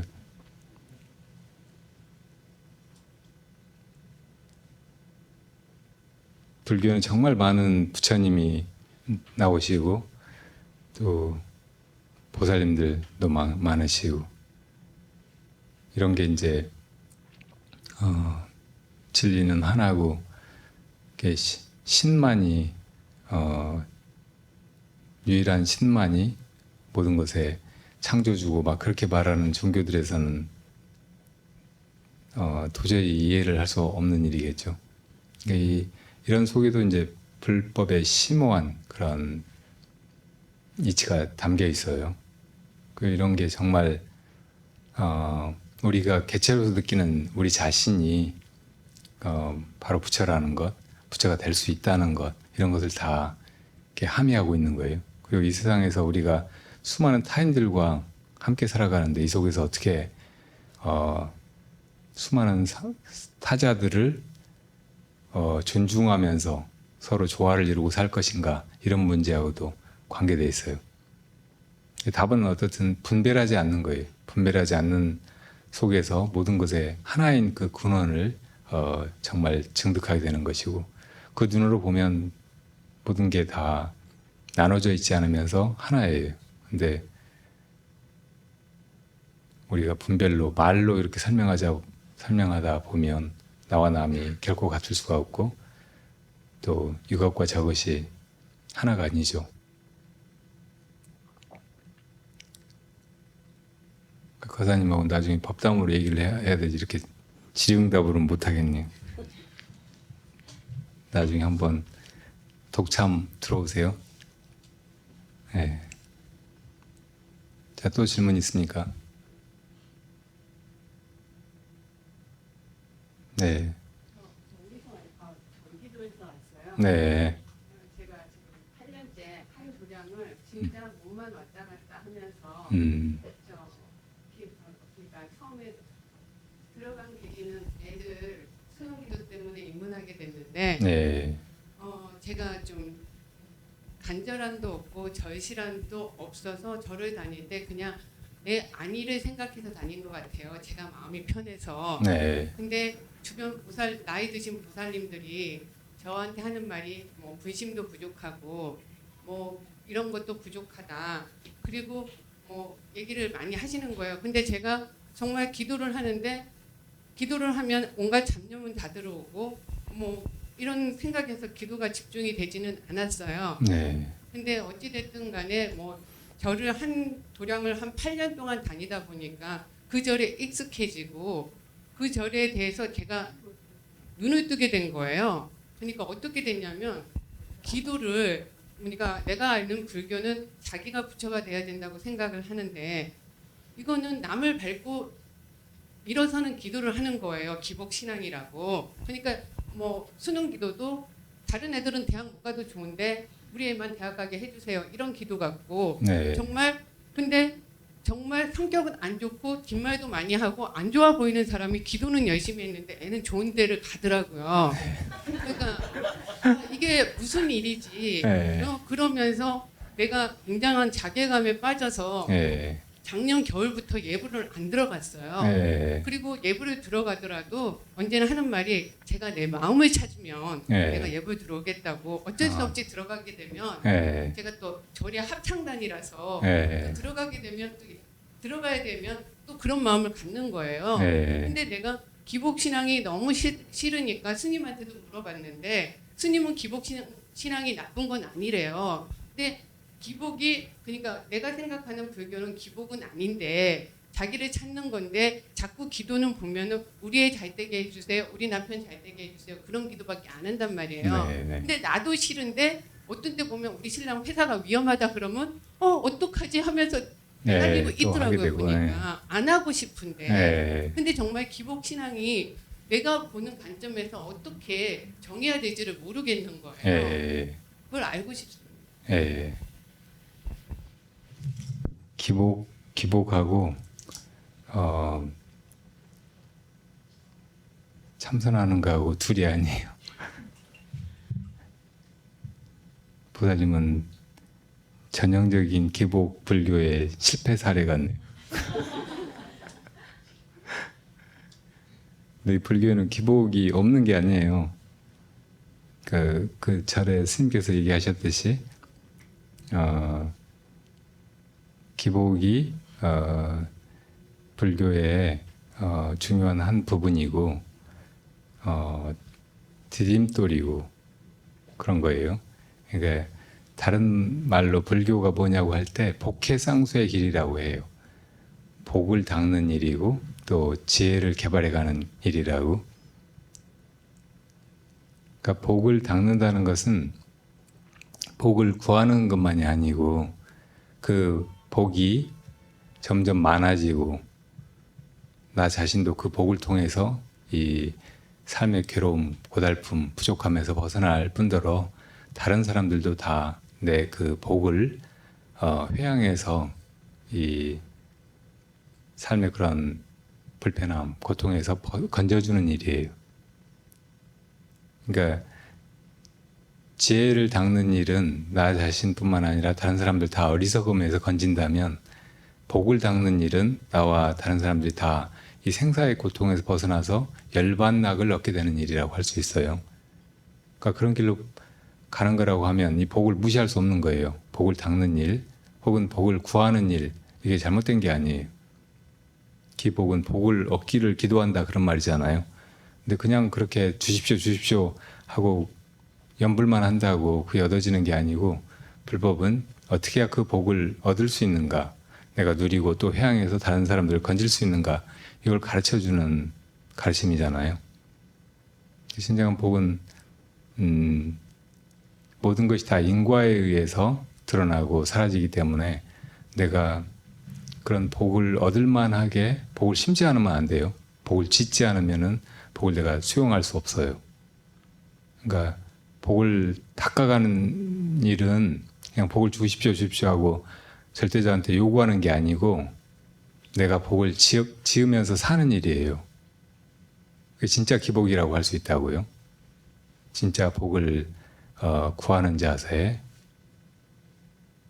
자세라고 할 수 있다고요. 그러니까 그런 이치를 바르게 배워서 그렇게 복을 닦아가려고 하는 일은 불법에 맞는 거예요. 근데 대부분 사람들은 그렇게 할 줄을 모르고 그냥 구하기만 하죠. 쉽게 얘기하면 욕심이에요. 뭐 당장 아프면은 낫기를 바라잖아요. 또 남편이 승진하느냐 마느냐 기록이 서 있으면 제발 좀 승진을 했으면 하고 바라게 되잖아요. 그러니까 그런 건 자연스러운 일이고 우리가 다 욕망을 가지고 있고 어리석은 중생이기 때문에 그렇게 마음이 나고, 또 세상 살다 보면 그런 게 불필요한 게 아니에요. 배고프면 밥 먹어야죠. 밥이 있어야 되잖아요. 돈이 있어야 되잖아요. 직업이 있어야 되잖아요. 남편이 있어야 되고 자식이 있어야 되고 다 잘 돼야 되고, 그러니까 그런 걸 안 바랄 수가 없는 거예요. 그리고 그거 바라는 것 자체를 하지 말라고 하는 게 불교가 아니에요. 다만 이제 이걸 인과의 법에 맞게 바르게 구하고 바르게 얻어가고, 그리고 그걸 이제 완성해서 바르게 회양해서 모두가 다 그걸 누릴 수 있게 해가야 된다는 거예요. 그러니까 기복을 무조건 나쁜 일이다, 이건 진짜 불교가 아니다 이렇게 하는 것보다는 그걸 바르게 이 수행의 한편으로 생각하고 이렇게 해나가는 일이 중요한 거예요.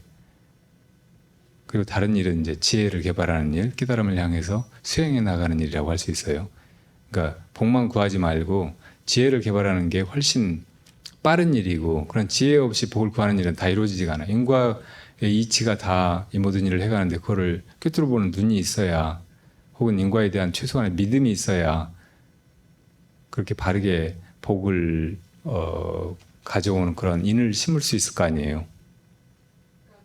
눈이 잘 안 심어지니까 예. 스스로 성격 자체가 예. 친절함도 없고 예. 그러다 보니까 예. 그러다 구하다가 안 구해지면 이제 부처님이 영험이 없다고 생각하면서 그 도량을 떠나고 불교를 떠나고 막 그렇게 될 수 있다면, 그런 게 기복불교 실패 사례죠. 마음은 편한 거예요. 예. 내가 와서 기도를 한다라는 예. 마음은 편한데, 그러니까 기도를 절실하게 안 하다 보니까 뭐 내가 그런다고 막 불성이 있어서 좋은 기운을 주변 사람한테 퍼뜨리는 것도 아니고, 그러니까 주변에서 나이들 부살님은 저 부살은 신심도 없고 불심도 없고 막 그런 안 좋은 소리를 하다 보니까 네. 절에 대해서도 이제 마음의 상처를 받아서 네. 안 가지는 거예요. 네. 그 가게 되더라도 내가 언제나 하는 말이 그냥 저는 내 마음을 내가 찾고 오겠다고. 근데 안 찾아지는 거예요. 예. 머리랑 마음이랑 예. 따라서. 예.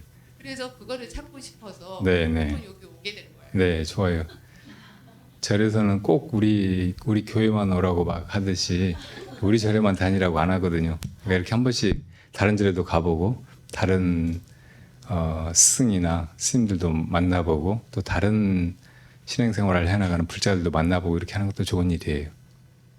아까 말씀드렸듯이 우리가 먼저 얻어야 될 것은 지혜예요. 그리고 그 지혜를 얻기 위해서 나아가는 거, 여기에도 사실은 복이 필요해요.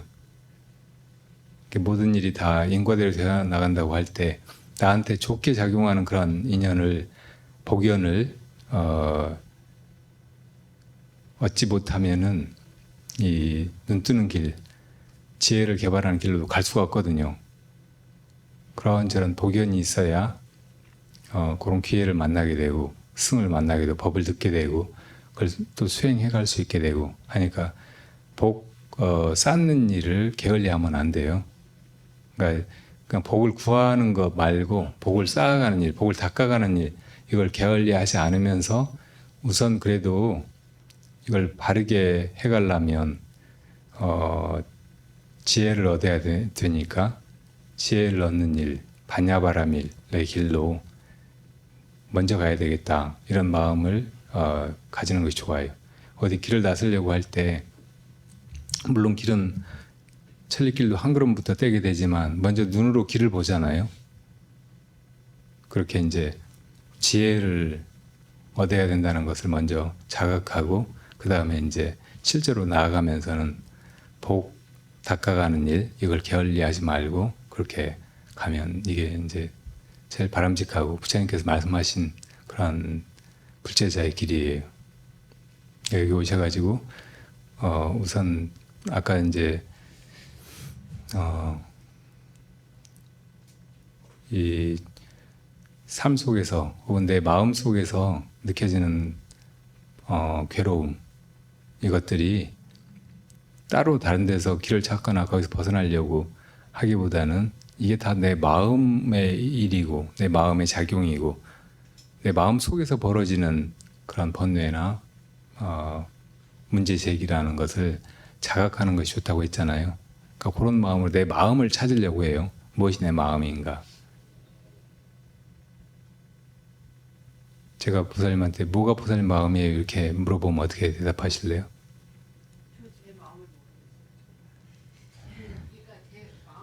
예. 예.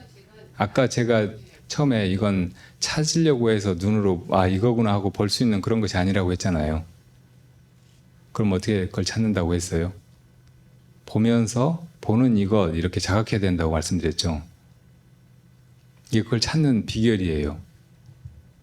대부분 사람들이 그냥 그것을 우리가 다른 걸 어떤 대상을 찾아오듯이 이걸 대상화시켜서 찾으려고 하니까 그거를 못 찾는다고 생각한다고, 나 그거 없다고 생각하거나.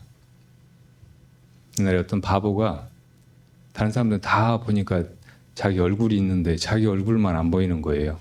그러니까 다른 사람 보고 혹시 내 얼굴 안 봤냐고 막 그렇게 물어보고 다녔다는 거예요. 그냥 부처님 경전에 나오는 비유예요. 우리가 그런 식으로 자기를 찾고 있는 거예요. 자기 마음을 그렇게 찾고 있어요. 이런 이치를 알면 돼요. 그럼 대답도 할 수 있다고. 자, 보살님 뭐가 보살님 마음이에요? 네. 이렇게 하는 마음, 이렇게 하는 놈, 그게 보살님 마음이에요.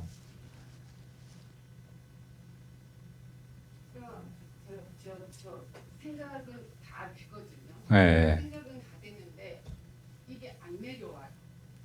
왜 그게 내려가야 돼요? 생각이 어디가 있어요? 이성이랑 감성이랑 따로 예. 애들이 좀 어우러져서 예. 같이 돼야 되는데 내 마음이라는 게 이 생각까지도 이 마음이 흡수해줘야 되는데 생각은 제가 부처님 생각도 어떻게든 알겠고 모두 다 알겠단 말이에요. 근데 나는 내 습이 그러니까 습이 그렇다고 생각을 해서 이게 뭐냐, 이게 내가 하나의 상을 만든 것 같아요. 그래갖고 안 내려오는 거예요. 그것 때문에 정말 미친 듯이 있잖아요. 막 책도 읽어보고 막 부처님, 그러니까 내가 부처님 뭐냐, 그러니까 상대방이라고 생각을 하고 나 그런 식으로도 내가 해봤는데 내가 아무래도 좀 뭐가 안 되는지 잘 안 되더라고요. 네. 대부분의 우리가 너무 생각에 의존하고 머리로 뭘 어떻게 해보려고 하는 아주 오래된 그런 습관이 있어요. 사실은 계속 그렇게 학교에서 배우고 이 세상에서 그렇게 살아오고 하도 그 습관이 굳어져 있어가지고 그걸 떨치기가 참으로 어려워요. 근데 바로 선이 이 마음을 바로 깨닫는 그 길이 그걸 떨치게 돼 있어. 그걸 떨치지 않으면 선으로 들어갈 수가 없고, 정말 보살님이 말씀하신 대로 이 머리에서 가슴으로 내려올 수가 없어요. 참 우리 존재는 머릿속에만 있지도 않고 가슴 속에 있는 것도 아니에요. 우리 몸속에만 있는 것도 아니고, 아까 말했지만 작용하는 속에서만 드러난다고. 그건 어떤 장소 혹은 한정된 어떤 지점에가 있는 게 아니에요. 그렇지만 이렇게 작용하고 있고 작용하는 속에서만 그 존재가 드러난다고. 사실은 그건 불생불멸한 거니까 드러나지도 않아요. 그렇지만 그 존재가 자각될 수 있는 거예요. 이렇게 보는 속에서 보는 자로서 그게 자각되고, 이렇게 자기를 가리킬 때 가리키는 자로서 자각되는 거. 너 어디 있냐 하면 여기 있다고 이렇게 말하잖아요. 근데 여기 안에 있어요, 자기가? 여기 안에 열어보면 없다고. 컵 하나 심장만 있지. 그럼 어디 있어요? 이렇게 하는 데 있다는 말이에요. 그러니까 이런 이치를 선으로 참고하고 깨닫고 이렇게 하면서 이 생각에 의존하던 습관, 생각으로 뭘 알아보려고 알면 그걸로 다라고 생각하고, 또 실제로 그걸 적용시켜 보려고 하면 삶에서는 수없이 많은 모순이나 실패만 드러나고 한 데서 벗어날 수 있어요. 그러니까 이제 이 길로 가시려고 이렇게 도량에 오셨으니까 그 길로 가시면 돼요. 그래서 그냥 이렇게 항상 편안하게 행복하게 이렇게 살아가면서 다른 사람들도 돕고, 정말 그동안 헤매면서 계속 길을 찾기만 하지, 아 이게 길이로구나 하고 느끼지 못했던 것을 이제부터는 이렇게 이루어 가실 수 있기를 바래요. 네. 시간이 늦었으니까 또 다른 질문 있으면 이따가 오후에 2시나 다시 시작할 때 그때 저 종이 같은 걸로 적어서 저 사무실 보살님한테 주세요. 그리고 여기 도량 이 금강선방을 재정 적자에 계속 시달리다가 닫을까 했었어요. 근데 많은 분들이 여기와 참선하면서 이렇게 보람을 느끼고 또 이 도량의 중요성을 실감하고 하면서 이게 계속 이어져 갔으면 좋겠다, 이렇게 마음을 내셔서 없어지지 않을 것 같아요. 아까 그 회의했었는데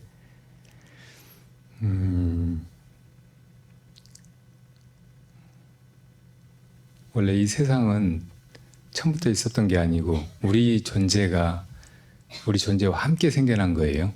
이 세상을 보는 자가 있으면서 보이는 세계가 드러난 것이라고요. 나와 이 세상이 항상 함께 있는 것이지 세상 없는 곳에 내가 있을 수가 없어요. 그리고 나 없는데 세상이 있을 수가 없어요. 이 도량도 마찬가지예요. 우리가 수행할 때 우리 있는 곳이 그대로 도량이에요. 그리고 실제로 도량할 만한 그런 공간이 우리에게 주어져요. 그래서 수행하는 사람은 항상 도량을 만나기를, 좋은 도량을 만나기를 발언하고 또 도량을 잘 지켜가고, 오직 수행을 실제로 해 나감으로써만 도량이 빛이 나고 가치를 지니게 되는 것이니까 여러분들이 항상 수행하는 마음으로 살아가면서 여러분들이 있는 곳이 도량이 되도록 해야 돼요. 이런 도량도 여러분들이 그런 마음으로 살아가다 보면 이렇게 생겨나고 또 이어져 가고 하는 거예요. 다 여러분들 덕택으로 도량이 생기고 이렇게 이어져 나가고 하는 것이니까 더 수행을 열심히 하시고, 그게 의무감이나 혹은 책임감으로 하는 일이 아니고 정말 신나고 행복하고 보람된 그런 삶의 길, 수행의 길이 되기를 바랍니다. 네, 공양도 맛있게 하세요. 신입 때 판가를 올리겠습니다. 자리에서 일어나 주십시오.